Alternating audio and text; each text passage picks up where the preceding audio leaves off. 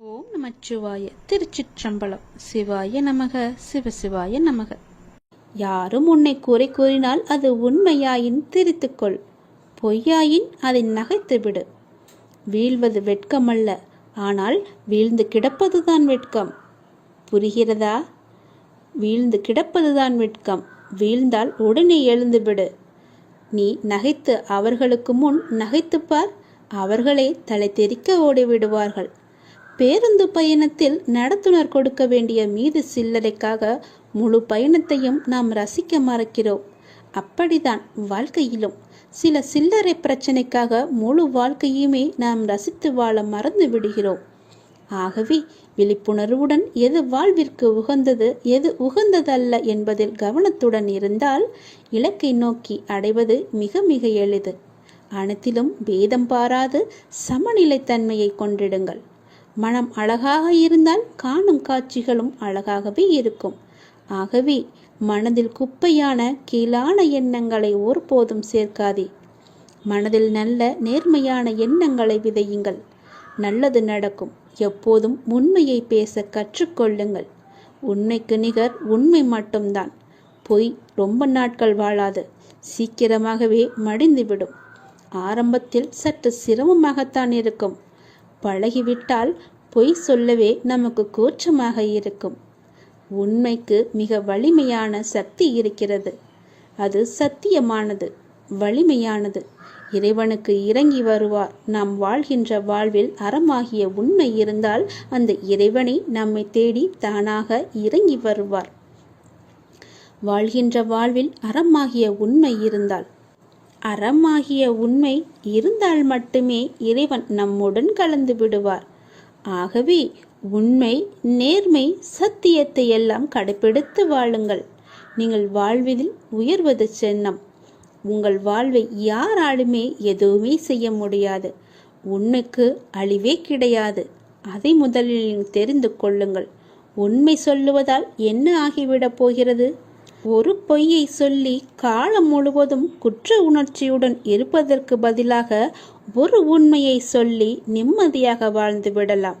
அந்த உண்மைக்கு அவ்வளவு நிம்மதியை தரும் சக்தி இருக்கிறது. அதை நீ மறந்து விடாதே. பொய்யை சொல்லி இன்று தப்பித்து விடலாம், நாளை நிச்சயமாகவே காலம் காட்டிக் கொடுக்கும். அதனால் உண்மையாகவே இருங்கள். நாக்கில் வருவது எப்போதுமே உண்மையான பேச்சாக மட்டுமே இருக்கட்டும். நான் உங்களிடம் வருகிறேன். ஒருவர் தனது இறை பக்தியில் முழுமையும் வலிமையும் அடைந்த பின்னர் அவருக்கு பக்தியானது முத்திவிட்டது என கூறுவதும் வழமையே. எனவே முழுமை முதிர்ச்சி அடைந்த நிலையே முத்தி, முக்தி என்று சொல்வார்கள். முதிர்ந்த பழம் முதிர்ந்துவிடும், முதிர்ந்த உயிர் இறந்துவிடும். எடுத்த காரியத்தை நீ பாதியில் விடாதே. செய்வதை திருந்தச் செய் என்ற உபதேசம் அனைவருக்குமே பொருந்தும். குருவை அடைந்து மரியாதையுடன் கற்றுக்கொள். கற்றதை மரணம் செய்து உருவேற்றிக்கொள் என்பது எல்லா மாணவர்களுக்குமே பொருந்தும். தொழில்நுட்பத்தை தெரிந்து கொள்ள முனையும் மற்றவர்களுக்குமே உரிய உபதேசம்தான் இது. எதற்காக எனக்கு சொல்கிறேன் என்று கேட்டதை, நீங்கள் ஆசைப்படுவதெல்லாம் கிடைக்காமல் இருப்பது உங்களை ஒரு சிறந்த வாழ்க்கைக்கு கொண்டு செல்வதற்காகவே இருக்கும் என்பதை நம்பு. முடிந்தவரை உங்கள் வேலையை நீங்கள் சிறப்பாக செய்து விடுங்கள். யாரிடமும் உங்கள் வேலையை ஒப்படைக்காதீர்கள். உங்களுக்கு கிடைக்க வேண்டிய அங்கீகாரம் தானாகவே கிடைக்கும். நேரத்தையும் வாய்ப்பையும் ஒருபோதுமே வீணடிக்காதே. அந்த தவறுக்கு எந்த காரியம் செய்தாலும் பரிகாரமாகாது. போன நேரமும் திரும்ப வராது. யாருக்காகவும் நேரம் காத்திருக்காது. பொறுத்துக்கொள்.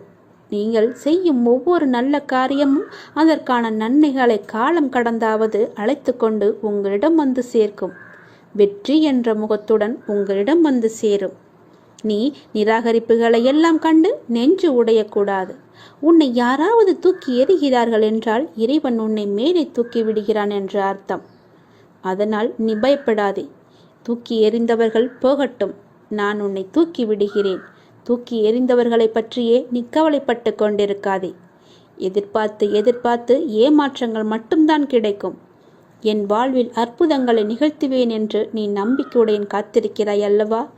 உன் தந்தை நிச்சயமாகவே உன் வாழ்வில் அற்புதங்களை நிகழ்த்தப் போகிறேன். சில நேரங்களில் நீங்கள் செய்யக்கூடிய செயல்களை எல்லாம் சிந்திக்க வேண்டாம், கற்பனை செய்ய வேண்டாம். அது ஆச்சரியப்படுவதற்கில்லை. எல்லாவற்றையும் சிறப்பாக செயல்படும் என்று மூச்சு விடுங்கள். நம்பிக்கை வைத்திருங்கள். நான் அப்பா, என்னுடைய அப்பா சிறப்பாக அதை முடித்து தருவார் என்ற நம்பிக்கையோடு நீங்கள் காத்திருங்கள். நான் அவர் மீது வைத்திருந்த நம்பிக்கையும் பக்தியும் பொறுமையும் தன்னம்பிக்கையும் அவர் எனக்கு நிச்சயம் அதற்கான பலனை தருவார் என்று நம்புங்கள். நீ வைத்த நம்பிக்கைக்கு நிச்சயமாகவே நான் கைமாறு செய்வேன். உன் மனதில் எந்த சலனமும் இல்லாமல் இருக்கிறாய். நான் உனது பாவ மூட்டையை தூக்கி நான் சுமக்கிறேன். நீ கவலைப்படாதே, எல்லாவற்றையுமே நானே பார்த்து கொள்கிறேன். நீ எப்பொழுதும் போல சந்தோஷமாக இரு. நீ இப்போது உன் மனதில் ஏகப்பட்ட குழப்பங்களுடன் பதற்றத்துடனும் இருக்கின்றாய். வீணான கவலைகளை உன் மனதில் வைத்து கொண்டிருக்கிறாய். உன் மனமானது, உன் இதயமானது துடித்துடிப்புடன் காணப்படுகிறது. எதற்காக? வீணாக எதற்காக இந்த கவலை? ஏன் இந்த குழப்பம்? எதற்காக இந்த பதற்றம்? ஏன் இந்த துடித்துடிப்பு? நீ முதலில் அனைத்தையுமே விட்டுவிடு. உன் வேலைகளை பார்த்து கொண்டிரு. போகிற போக்கிலேயே போய்கொண்டிரு. எதையும் நீ தூக்கி சுமந்து கொண்டிருக்காதே. அதை முதலில் மறப்பதற்கு என்ன செய்ய வேண்டுமோ அதை செய். உன்னுடைய மனம் அதிலேயே லயித்து இல்லாமல் வேறு பக்கம் திருப்பு. அப்போதுதான் அவற்றை பற்றி எண்ணம் உன் மனதில் இழுக்காமல் இருக்கும். நான் உனக்காக அவதரித்தவன். நான் இருக்கும்போது எதற்காக நீ கவலைப்படுகிறாய்? உன்னை நல்லபடியாக உயர்த்த உனக்காக பாடுபட்டு கொண்டு நான் இங்கே இருக்கிறேன். தயவு செய்து நான் உன்னுடன் இருப்பதை நீ உணர்ந்து கொள். நான் வருவதற்கு முன்பும் வந்ததற்கு பிறகும் நடந்து கொண்டிருப்பதை நீ உணர்ந்து கொள். நான் வருவதற்கு முன்பு என்ன செய்து கொண்டிருந்தாய், நான் வந்த பிறகு எப்படியெல்லாம் உன்னுடைய பிரச்சனைகள் தீர்ந்தன என்று கொஞ்சம் திரும்பிப்பார். உன்னை எப்படி நான் கைவிடுவேன் என்று ஒரு நொடியில் நீ நினைத்து விட்டாய்? உன் அப்பா உன்னை பார்த்து கொள்ள மாட்டேனா? உன்னை அவ்வளவு சீக்கிரம் விட்டு விடுவேன் என்று நினைக்கிறாயா? உன்னை அனைத்து திசைகளிலிருந்தும் பாதுகாத்து கொண்டிருக்கிறேன். நான் இருக்கும் இடத்தில் எவரையுமே நெருங்க விட மாட்டேன். நான் உனக்குள்ளே நீக்கமற நிறைந்திருக்கிறேன். என் கண் பார்வை உன் மீது விழுந்து கொண்டிருக்கும் போது எந்த கெடுதலும் வந்து உன்னை துன்புறுத்திவிட முடியாது. தெரிந்து கொள், எந்த துன்பமும் உன் அருகில் கூட வர பயப்படும். நான் இருக்கிறேன், நீ பயப்படாதே. உனக்கு வரும் பிரச்சனைகள் எல்லாமே சிறு சிறு வகைதான். பயப்படாதே. பெரிதாக ஒன்றையும் நான் கொடுக்க மாட்டேன். கொஞ்சமாவது உனக்கு பக்குவம் வேண்டும் என்பதற்காகத்தான் இதையெல்லாம் கொடுத்தேன். சின்ன பிரச்சனையை பெரிதாக பார்க்காதே. மனதில் போட்டு குழப்பத்தை ஏற்படுத்தாதே. உன்னை நீயே பதற்றப்பட வைக்காதே. வீணான கவலைப்பட்டு உன் உடம்பை நீ வீணடிக்காதே. உன் இதயம் சீராக துடிக்க வேண்டும். அப்பொழுதுதான் நீயும் நன்றாக இருப்பாய். எப்படி என் வேண்டுகோள்கள் அனைத்தையும் இப்படி நிறைவேறியது என விரைவிலேயே நீ ஆச்சரியப்பட போடுகிறாய். கவலைப்படாதே குழந்தையே. என் கண்ணிலிருந்து வரும் அருள் கதிரால் நீ பாதுகாக்கப்படுகிறாய். அதனால் நீ கவலையை விடு. என்னுடைய கண்ணின் ஒளி உன் மீது இருக்கிறது. என் பார்வை முழுவதுமாகவே உன் மீது மட்டும்தான் இருக்கிறது. என்னை மீறி எதுவுமே உனக்கு நடக்காது.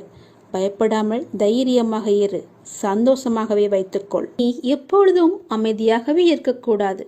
யார் உன்னை கீழே நோக்கி விழ செய்தார்களோ அவரை நோக்கி நீ மேலே எழு. எதற்காகவும் தயங்கி போய் கூனி குறுகி நிற்காதே. உனக்கு துணையாக உன் அப்பன் ஈசன் நான் இருக்கிறேன். நீ கவலையின்றி தைரியமாக மேலே எழுந்து வா. நீ மேலே எழும்புவதற்கு என்னுடைய கையை தருகிறேன். என் கையை பிடித்துக்கொண்டு நீ மேலே எழுந்து வா. நீ ஒரு இடத்தில் அவமானப்படும் போது கூனி குறுகி நிற்காமல் அவதாரம் எடுத்து காட்ட வேண்டும். கீழே வீழ்கின்ற போது விஸ்வரூபமாக எழ வேண்டும். உன் மனம் புண்படுகின்ற போது எல்லாம் புன்னகை செய். அதுவே அவர்களுக்கு மிக பெரிய தண்டனையாகிவிடும். நீ அவர்களிடம் வாதாடுவதை விட்டுவிட்டு நான் அவர்கள் முன்னையில் வாழ்ந்து காட்டுவேன் என்ற சபதம் எடு. நீ அன்பிற்காக ஏங்கி தவிக்கும் ஒரு இதயத்தை எந்த நிலையிலுமே அலட்சியப்படுத்தாதே.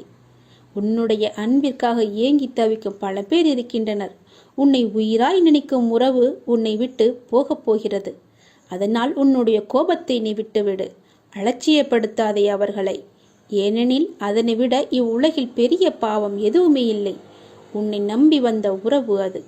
ஒருவனிடம் தர்ம சிந்தனை இருக்கும் பொழுது அந்த தர்மமே அவன் எதிர்காலத்தை பார்த்து கொள்ளும். ஏனென்றால் ஒரு மனிதன் என்ன பிரார்த்தனை செய்தாலும், எத்தனை மந்திரங்கள் உரியேற்றினாலும், எத்தனை அபிஷேகங்கள் யாகங்கள் செய்தாலும் கூட அவனிடம் உதவும் குணம் இல்லை என்றால் இறையருளை பெற முடியாது. ஒரு மனிதன் இறையருளை பெற வேண்டுமென்றால், ஏன் இறை நம்பிக்கை இல்லாவிட்டாலும் கூட பரவாயில்லை, தர்ம குணமும் பிறருக்கு உதவும் குணமும் இருந்துவிட்டால் போதும். இவன் இறைவனை தேடி போக வேண்டியதில்லை. அந்த இறைவனை இவரை தேடி வந்து விடுவார். இவன் இல்லம் நோக்கி வந்து விடுவார். எவன் அதிக அளவு தர்மம் செய்கிறானோ அவனிடம் இறையே வந்து கையேந்தும். அந்த அளவுக்கு தானத்திற்கு அவ்வளவு ஒரு மகிமை. பக்தினி, நீ இப்போது ஏன் குழம்பி போயிருக்கிறாய்? உனக்கு என்ன வர வேண்டும்? உனக்கு ஆரோக்கியம், பொருளாதாரம், மன நிம்மதி எதுவாக இருந்தாலும் என்னிடம் கேள், நான் உனக்கு தருகிறேன். நீ யாரிடமும் போய் கையேந்த வேண்டாம்.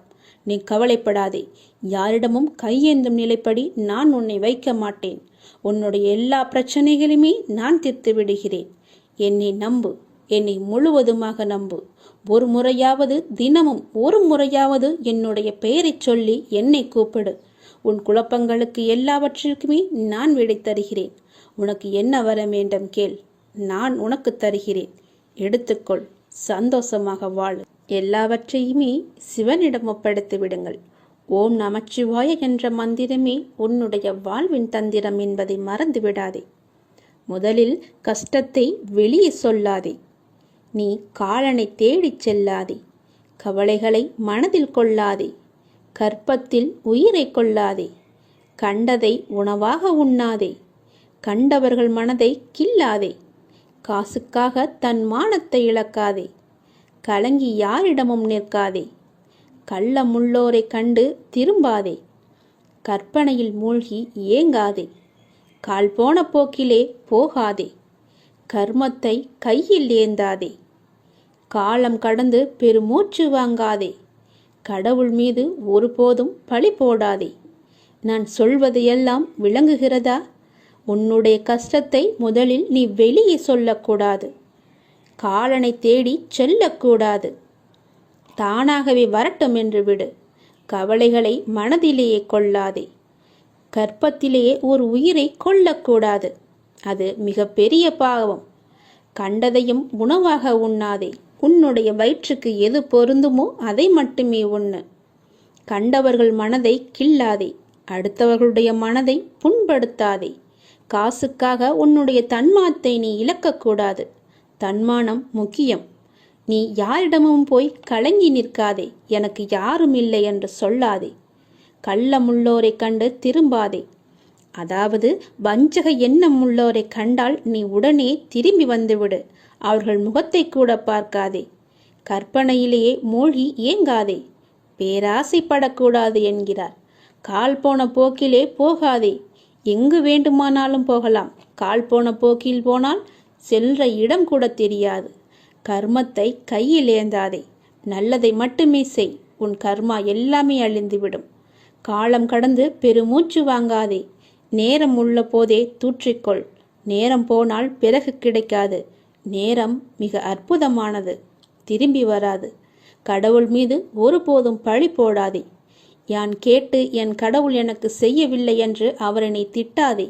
அவருக்கு தெரியும் உனக்கு எப்போது எப்படி செய்ய வேண்டும் என்று. கடவுளுக்கு தெரியும்.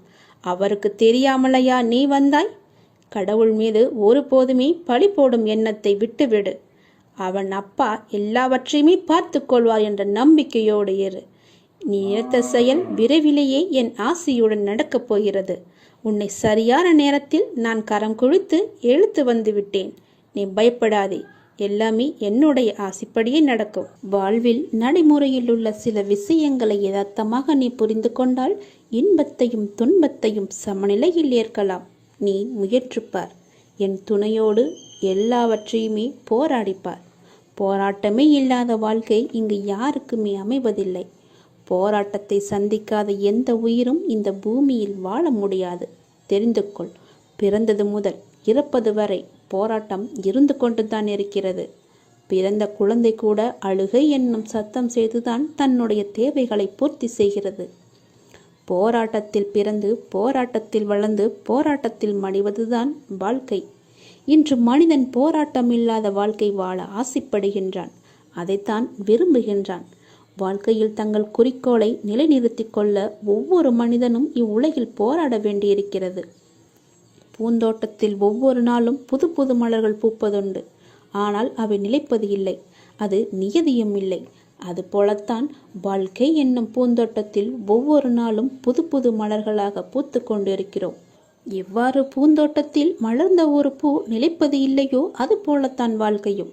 போராட்டங்கள் இல்லாமல் வாழ்வில் எதுவுமே வெற்றி பெற முடியாது. போராட்டம் இல்லை என்றால் வாழ்க்கை உப்புச்சப்பு இல்லாமல் போய்விடும். வாழ்க்கையில் உங்களுக்கு அழுவதற்கு 100 காரணங்கள் இருந்தாலும் சிரிப்பதற்கு என்னிடம் 1000 காரணங்கள் இருக்கிறது என்று வாழ்ந்து காட்டு. சரியான நேர்மையான வாழ்க்கை பயணப்பாதை முட்கள் நிறைந்த கரடுமுரடான பாதைத்தான். இப்பாதையில் முட்களாகவும் கரடுமுரடான கற்களாகவும் பிறரின் அவமான பேச்சுக்களும் பழிச்சொற்களும் நியாயமில்லாத விமர்சனங்களும் தான் நிறைந்திருக்கும். அதை நீ தெரிந்து கொள். வாழ்க்கை என்பது அவ்வளவு சுலபமல்ல. களை இல்லாத தோட்டம் இல்லை. அதுபோலத்தான் போராட்டம் இல்லாத வாழ்க்கையும் இல்லை. வாழ்க்கை அழகானதாக மாற்றிக்கொள்வது உன்னுடைய கையில்தான் இருக்கிறது. எல்லோருடைய வாழ்விலும் இன்பம் துன்பம் என்று எல்லாமே கலந்துதான் இருக்கும். நாம் அவற்றை எப்படி எடுத்துக்கொள்கிறோம் என்பதுதான் மிக முக்கியம். ஆசையை குறைத்து கொள்ள வேண்டும். மன நிறைவு இருந்தாலே போதும். உன்னுடைய வாழ்வில் மகிழ்ச்சி தானாக நிலைத்து நிற்கும். போராட்டம் இருந்தாலும் கூட யாரும் வாழ்க்கையை வெறுப்பதில்லை. போராட்டங்களை எல்லாம் ஏற்றுக்கொள்ளவும் நமக்கு ஏற்றதாக மாற்றிக்கொள்ளவும் பழகினாலே போதும். வாழ்க்கை பூந்தோட்டமாக மாறிவிடும். உங்களின் வாழ்வில் நல்லது நடக்க வேண்டுமென்றால் நான் சொல்வதை பின்பற்றுங்கள். நீங்கள் எப்படிப்பட்ட பாதையில் பயணம் செய்தாலும் உங்கள் நற்சிந்தனையாலும் நற்செயல்களாலும் மலரும் புதிய பயனுள்ள மலர்களால் பாதையை நிரப்புங்கள். உங்கள் வாழ்வு இனிதாக அமையும். நீங்கள் வாழ வாருங்கள். என்னுடைய ஆசையுடன் நீங்கள் போராட்டத்தில் குதிக்க தயாராக இருங்கள். என் துணை உனக்கு உண்டு. வாழும் ஒவ்வொரு நிமிடமும் இறை சிந்தனையுடன் இருங்கள். இறை சிந்தனை உள்ள பொழுது விழிப்புணர்வுடன் ஒவ்வொரு செயலையுமே நன்றாக துல்லியமாக எந்த குறையும் இல்லாமல் செய்ய முடியும். விழிப்புணர்வுடன் நீங்கள் செய்யும் எந்த செயலும் தவறாவதற்கு வாய்ப்பே கிடையாது. விழிப்புணர்வுடன் செய்யும் செயல்கள் நிச்சயம் ஒரு நாள் வெற்றியை தரும். உங்களுக்கு கிடைக்கும் வெற்றிக்கும் தோல்விக்கும் நிச்சயமாக ஒரு காரணம் இருக்கும். இரண்டையும் ஒன்றாக எடுத்துக்கொள்ள நீங்கள் முயற்சி செய்யுங்கள். வெற்றிக்காக மட்டும் செயல்களை செய்யக்கூடாது. ஒவ்வொரு செயலையும் இறைவனுக்காக நீங்கள் செய்யுங்கள். உங்களை படைத்த கடவுளுக்காக செய்யுங்கள். எந்த ஒரு எதிர்பலனையும் பார்க்காமல் எதிர்பாராமல் எதிர்பார்ப்புகள் இன்றி நீங்கள் செய்யும் ஒவ்வொரு செயலுமே அந்த இறைவனை போய் சேரும். உங்களுடைய புண்ணிய கணக்கில் சேரும். அதற்கு நிச்சயமாக பல மடங்கு பலன்கள் உங்களை தேடி தானாக வந்து சேரும். ஒவ்வொரு நாளின் முடிவிலும் நீங்கள் இறைவனுக்கு நன்றி சொல்ல பழகுங்கள். கண்டிப்பாக அன்றைய நாளில் நன்றி சொல்வதற்கு என்று ஏதேனும் ஒன்று நடந்திருக்கும். அதை நினைத்து இறைவனுக்கு நீங்கள் நன்றி சொல்லுங்கள். விடியும் பொழுது இறைவனின் ஆசியுடன் தொடங்குங்கள். முடியும் இரவும், அதாவது அன்றைய நாளின் முடிவும் இரவும் நன்றி சொல்லி உறங்குங்கள். மறுநாள் காலை உங்களுக்கு நல்ல நாளாகவே அமையும். இன்று எங்களுக்கு அமைத்து கொடுத்ததற்கு மிகவும் நன்றி இறைவா என்று இறைவனுக்கு நீங்கள் நன்றி சொல்லுங்கள். ஒவ்வொரு நாளின் தொடக்கத்திலும் இறைவன் மீது முழு நம்பிக்கையுடன் நீங்கள் தொடங்கி பாருங்கள். உங்கள் வாழ்வு எப்படி இருக்கிறது, அன்றைய நாள் எப்படி அமைந்திருக்கிறது என்று தானாகவே தெரிய வரும். எழுந்திருக்கும் பொழுது சட்டென்று எழுந்திருக்காமல் இறைவனின் பெயரை சொல்லிவிட்டு எழுந்திருங்கள். நன்றாகவே இருக்கும். ஒரு நிமிடம் சுதாரித்து கொண்டு பிறகு ஏந்திரியுங்கள். அப்பாவின் பெயரை சொல்லி எழுந்திரியுங்கள். உங்கள் வாழ்க்கை மீது உங்களுக்கு இருக்கும் அக்கறையை விட உங்களை படைத்த இறைவனுக்கு நிச்சயமாகவே அதிக அக்கறை இருக்கும். நம்புங்கள், நன்றாக நீங்கள் வாழ்வீர்கள். இதனை உணர்ந்தால் இறைபலமும் மனோபலமும் உங்களிடம் அதிகரிக்கும் தானாகவே. இறைவனின் அருளும் ஆசியும் உங்களிடம் நிறைந்திருக்கும் முழுவதுமாகவே. எப்போதும் இறைவனின் அருளோடும் ஆசியோடும் நாம் தொடங்கும் நாள் வெற்றி நாளாகவே நமக்கு அமையும். இறைவனுக்கு நன்றி சொல்ல மட்டும் நீங்கள் மறந்து விடாதீர்கள். இறைவனின் நாமத்தை ஜெபித்து கொண்டே இருங்கள். உன்னுடைய மனக்குமரலை நான் அகற்றப் போகின்றேன். மிக பெரிய வெற்றி உன் அருகில் இருக்கின்றது. நிச்சயம் நடக்கும். நீயே ஆச்சரியப்பட்டும் போவாய். கடந்த கால கஷ்டங்கள், இழப்புகள், ஏமாற்றங்கள், காயங்கள், தோல்விகள் எல்லாம் உன்னை விட்டு மறந்து போகும் அளவிற்கு உனக்கு நான் மிகப்பெரிய மகிழ்ச்சியை, மிகப்பெரிய வெற்றியை நான் தரப்போகின்றேன். உன் அருகில் அது வந்துவிட்டது. கஷ்ட காலங்கள்தான் கடவுள் நமக்கு உதவுவார் என்ற நம்பிக்கை உனக்குள்ளே வர வேண்டும். கஷ்ட காலங்களில் தைரியத்தை நீ இழந்து விடாதே. உங்களுக்கு நடக்க முடியாத போது சுமக்க தயாராய் கடவுள் உங்களுடனே இருக்கின்றார் என்பதை நினைவில் வைத்து கொண்டால் வாழ்க்கை பயணம் மிகவுமே சுலபமாக இருக்கும். ஒரு மனிதன் ஒரு நெடும் பயணம் மேற்கொண்டிருந்தான். அது அவன் வாழ்க்கை பயணம். நீண்ட தூரம் சென்ற பின் தான் கவனித்தான் அவனுடைய கால் தடங்கள் அருகே இன்னொரு ஜோடி கால் தடங்கள் இருக்கிறது என்று. அவனுக்கோ ஆச்சரியம். சுற்றும் முற்றும் பார்த்தான். யாரும் தெரியவில்லை. சத்தமாக கேட்டான், என்னுடன் வருவது யார் என்று. நான் தான் கடவுள் என்று அசிரீரியாக ஒரு பதில் வந்தது. அவனுக்கோ எல்லையில்லாத மகிழ்ச்சி. கடவுள் என்னுடன் பயணம் செய்து கொண்டிருக்கிறார் என்ற மகிழ்ச்சியில் அவன் துள்ளி குதித்தான். பயணம் மீண்டும் தொடர்ந்தது. அவன் அந்த கால் தடங்களை கவனிப்பதை நாலா வட்டத்திலுமே மறந்துவிட்டான். சுகமாக போய்கொண்டிருந்த வாழ்க்கையில் பிரச்சனைகள் தலையெடுக்க ஆரம்பித்தன. சிறிய பிரச்சனைகள் பெரிதாக ஆயின. துன்பமும் துக்கமும் அதிகமாயின. ஒரு கட்டத்தில் அவன் சமாளிக்க முடியாமல் தவித்த போதுதான் அந்த கால் தடங்கள் நினைவு மறுபடி வந்தது. கூடவே கடவுள் இருக்கும் போதே இவ்வளவு துன்பமா என்று தனக்குள் கேட்டுக்கொண்டவன் கால் தடங்களை கவனித்தான். அவனுக்கோ அதிர்ச்சி காத்திருந்தது. அந்த பாதையில் ஒரே ஒரு ஜோடி கால் தடங்கள் மட்டுமே தெரிந்தன. அவன் சுற்றி பின்னோக்கி பார்த்தான். அவன் கஷ்ட காலம் ஆரம்பித்த கணத்திலிருந்து ஒரே ஒரு ஜோடி கால் தடம் மட்டுமே தெரிந்தது அவனுக்கு. அவனுக்கோ அழுகையாய் வந்தது. கண்ணுக்கு தெரியாத அந்த கடவுளை அழுகையினுடைய கேட்டான். கடவுளே, என் இன்ப காலத்தில் உடன் வந்து கொண்டிருந்தீர்கள். துன்ப காலத்தில் என்னை கைவிட்டு காணாமல் போய்விட்டீர்களே, இது உங்களுக்கே நியாயமா என்று. கடவுளிடமிருந்து பதில் வந்தது. மகனே, நான் உன்னை கைவிடவில்லை. உன் துன்ப காலத்தில் நீ பார்த்த காலடிச் சுவடுகள் உன்னுடையவை அல்ல, என்னுடையவை. இந்த கடின யாத்திரையில் நடக்க முடியாத உன்னை தூக்கி கொண்டு நான் நிறைய தூரம் நடந்து வந்திருக்கின்றேன். அதனால்தான் நீ உன்னுடைய காலடிச் சுவடுகளை காண முடியவில்லை. உன் கஷ்ட காலத்தில் நான் வரவில்லை என்று நினைத்து கொண்டிருக்கின்றாய். ஆனால் உன்னை தூக்கி சுமந்து கொண்டு வருவது நான் தான் என்பதை அறியாமல் சென்று கொண்டிருக்கின்றேன். அந்த மனிதன் கண்களில் நன்றியுடன் வழிந்த கண்ணீர் நிற்க நிறைய நேரம் ஆய்விட்டது. குற்றம் காண்பதில் மனிதன் சமத்தமானவன். அவனுக்கு அதற்கு நிறைய நேரம் தேவைப்படுவதில்லை. ஒரு நொடி போதும். கஷ்ட காலங்களில் உறவும் நட்பும் காணாமல் போவது போல கடவுளின் அருளும் காணாமல் போவதாக அவன் எண்ணுவதில் ஆச்சரியமே கிடையாதே. சுமைகள் கூடும்போது இறக்கி வைக்க வழி தெரியாத போது இருக்கவே இருக்கின்றார் கடவுள். அவனிடம் வசவுகள் வாங்கி கொள்ள வந்த கஷ்டங்கள் எல்லாம் நமக்கு தெரியும். எத்தனையோ கஷ்டங்கள் வரவிருந்து அவை இறை அருளால் வராமல் தவிர்க்கப்பட்டிருக்கலாம். அவை நம் கவனத்திற்கு வராமலேயே போய்விடுகிறது. கடவுள் கணக்கு சொல்வதில்லை. எனவே எத்தனையோ உண்மைகளை நமக்கு தெரியாமலேயே போய்விட்டிருக்கின்றன. துன்பங்களும் சோதனை காலங்களும் வரும்போது நாம் ஒரு பெரிய உண்மையை மறந்துவிடக்கூடாது.